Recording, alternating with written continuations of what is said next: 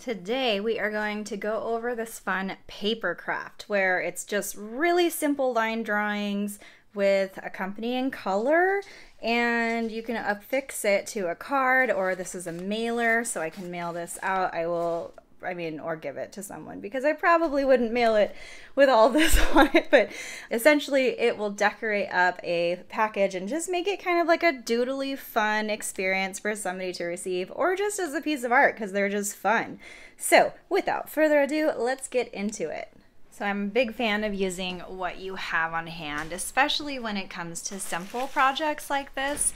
I am using marker paper. That is the one thing I really want to note when you're using any type of markers. You know, if they're inexpensive markers, it's not the biggest deal in the world, but if you do notice that markers are running out of ink really quickly, it's probably not the markers, it's probably the paper.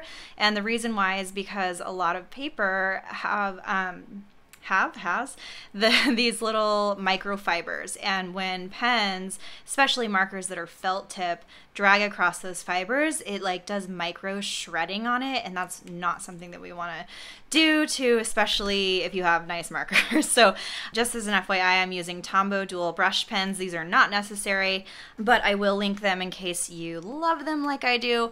I'm also using Canson marker paper, and I'm also going to be drawing my shapes out with an archival pen, which is also important if I do that part first, because water-based markers can make ink bleed. This is archival ink, so it's not going to bleed on the paper. So this is the Pigeon Letters brand. I've linked it below. You can also use like a fine tip Sharpie or something that you know is permanent. So I am going to pretty much do this all in leaves.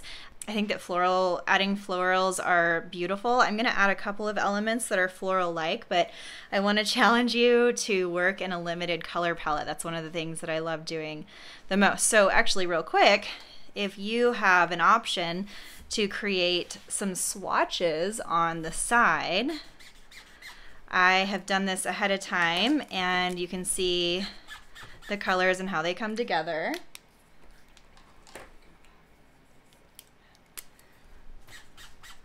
So you can see that I'm really loving the cool tones with the kind of dirtier, warmer tones. So I really love olive and cool greens together. So that's kind of what I've got here with this lighter olive, darker olive, cool tones, and then this kind of yellowy green that's a lighter highlight. And I'm one of those people who works in like may or may not use all of these, but that way I can see what they are.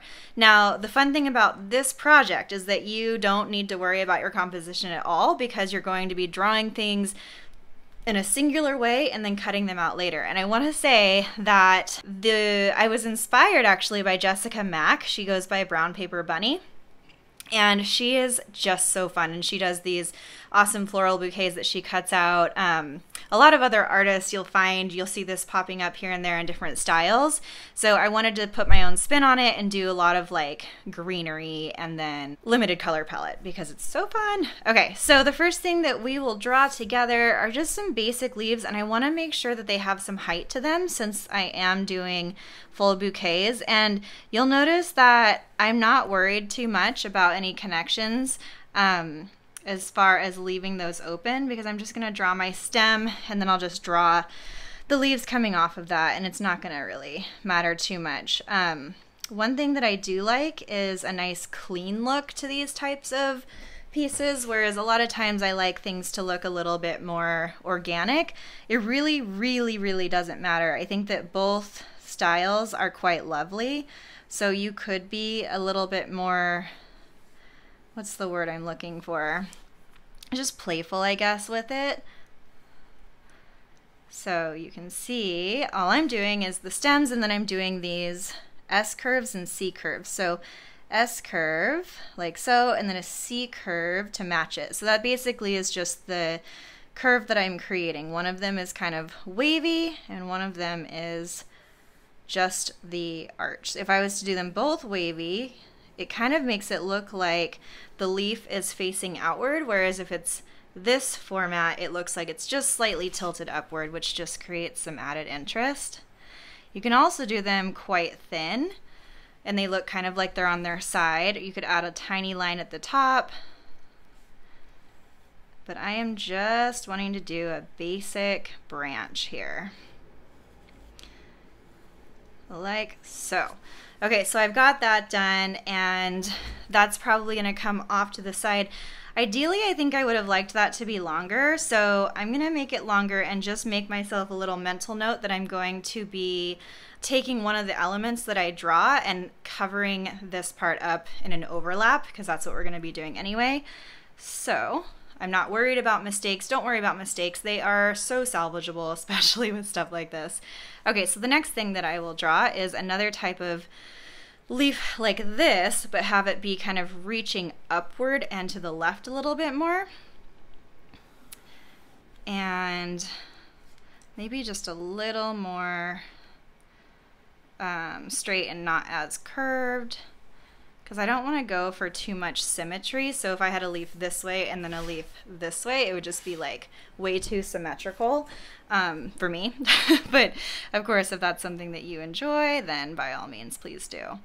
One of the big things that might be kind of tricky, especially if you don't give yourself enough room, is if you end up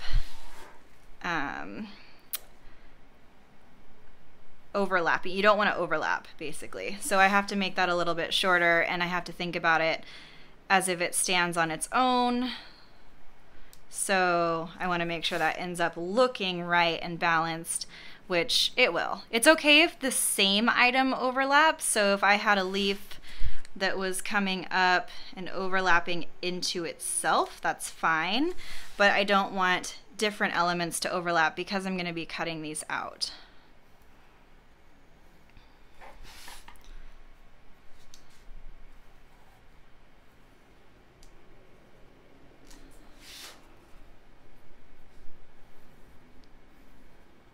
And then I think that that's about right, because I want to make sure there's plenty of space on the bottom to combine those together. And now I'll do a different type of leaf now that we have this one in place. So let's think, the nice thing about leaves is these basic shapes. So the S curve and C curve, as long as you know those two things, you can create all sorts of leaves. So for example, these ones are like your basic style. If I was to make these skinnier and longer, they would look a little more elegant and kind of like they have some motion and wave. Whereas if I was to make it shorter, maybe wider, it would look more playful. Just have a totally different appearance without even having to do much as far as changing, you know, plant style. So I'll do something like that, and I want to make sure that they don't all have to be the same exact size, of course, but I do want to make sure that height-wise, I think about the bouquet, you know, actually reaching. And if it helps you to do these in steps, by all means. But I'm just going to draw what I can on this paper and fill it as much as I can. So I'm going to draw another stem, and then I will continue on. And I don't... Yeah. Okay, so this one, I'm just going to do some curves like this. So it's like a C curve all the way around, horseshoe style, if you will. And I'm just going to have these on each side and have them build up and get a little bit larger as they get toward the bottom. So it's kind of like a fern almost style, but like still really, really simplified, because you don't need to do anything crazy to have these look really lovely. So that's it. Very, very simple again with line drawing. And then I think I'll leave that and see if I need more later, but now I will do a longer version of what we did here, like kind of more wispy, and then we'll see how those look together. I can always add more. But I don't know about you, I'm a little bit impatient when it comes to creating, and I don't want to create extra work for myself if I don't have to. My cat's here. I don't know if she's in the frame, but that's why there's a shadow. So yeah, basically the same idea. I'm just kind of creating movement, but making sure that my lines are really close together. And then I can have them kind of dancing downward. Just make sure they don't overlap with the other items. So like this can come up like so. And then one of the things that I keep in mind too is if I have a space like this where it's gonna overlap, rather than going and stopping and then continuing, I like to go and stop and then just hover and then connect to keep going, so that I know, like, okay, if that was a thorough line, it wouldn't like stop here and then come out way over here, and that's all wrong. So hovering as you draw your line will help you make sure that everything's even. So for example, once I get there, I can go back and kind of just hover, like trace that area and then continue it so that it looks like it actually is overlapping. Just a little trick.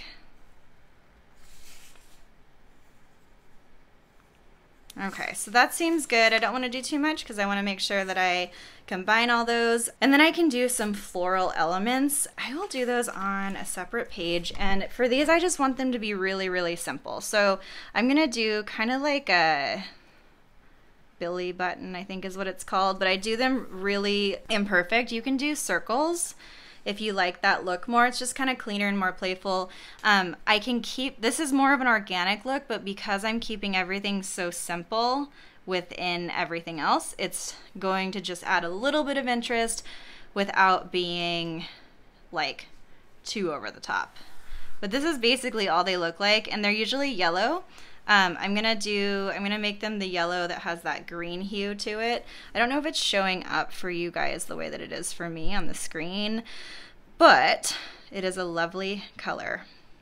Oh, I know that I often get asked what colors I'm actually using, so I will also tell you what those are real quick. So this one is 243, this one 090, yeah, this one is 076, 249, and 098. So you know, because I know that is a common question and I always want to know too. So hopefully that helps. I'll do one more of these. And I just add these tiny little horseshoes toward the top just to add a little bit of interest, but not take over, because I want this whole thing to look pretty simple. Okay, so once I have that done, I can choose to add more later if I want, but I'm just gonna color these in. And some of you know that you can use water-based markers as watercolor. Just a quick note, if you are using marker paper, that's not gonna be the best technique for you, because the paper is not meant to hold copious amounts of water, and it'll probably start warping and maybe pilling. So just know that going in.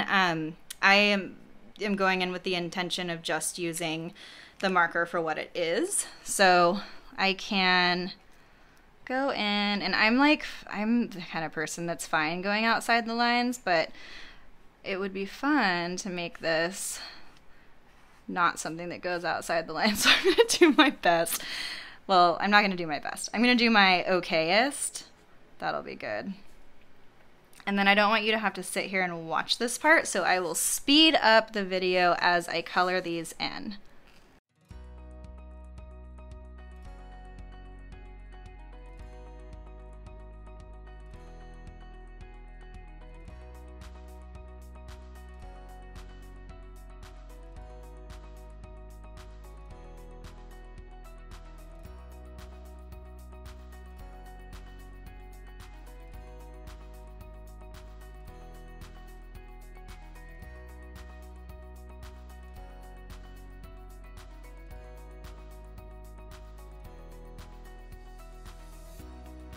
Okay, and then once we are done with the coloring part, we can cut things out. And when I cut things out, I would just choose a general spacing between your actual art and how far you cut. And that's where I would focus it on. But the first thing that I would do is just separate each element so that you can actually see like the closest point in between the separation, like how far they actually,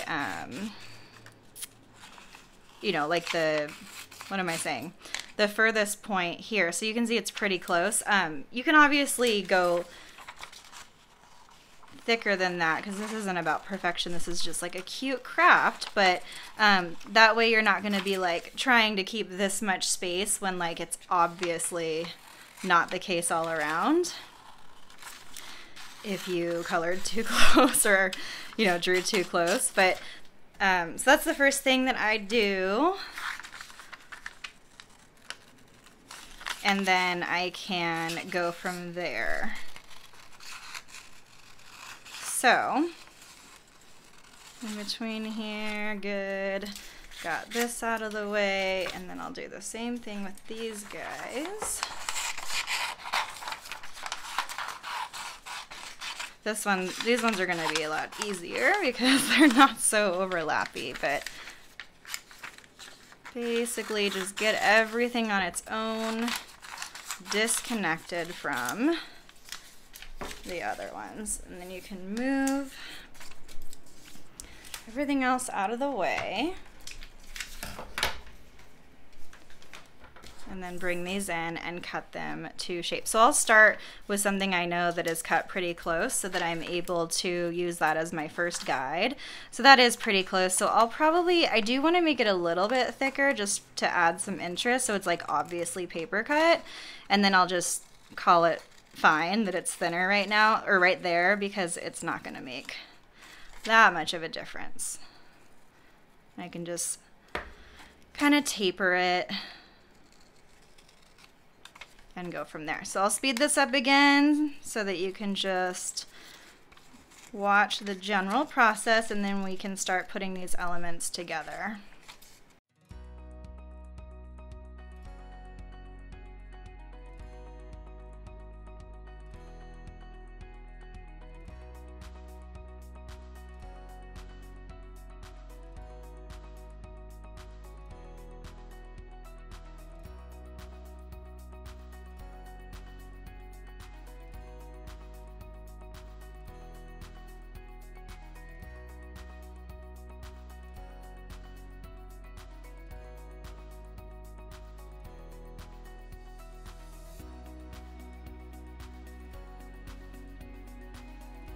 Okay, so when you're finished cutting, that's when you can start arranging and seeing how you like. You can see that my cuts are pretty choppy, but that is just fine because it's kind of my style anyway. But so here's where you can kind of start layering and seeing how you like this to look. Something like that, and then maybe have a couple of these guys tucked behind. I didn't need to worry about that overlap that I initially talked about because it turns out that it covers up because of the dark color I chose for the leaves. And then I'll have this guy coming up higher. And basically from here, you can make whatever project that you want to from this. So I could like position these where I want them and then go back in and like glue them down to a page. If I made this smaller, it would make a really cute kind of handmade card. But paper craft is so much fun because it's 3D. It adds so much dimension and fun to projects. So I'm really excited to see what you guys do. If you do end up doing this tutorial, tag me on Instagram so I can see it. And if this was fun and you want to play some more with more tutorials like this, be sure to subscribe. All the things YouTubers say. All right, I'll see you guys next time.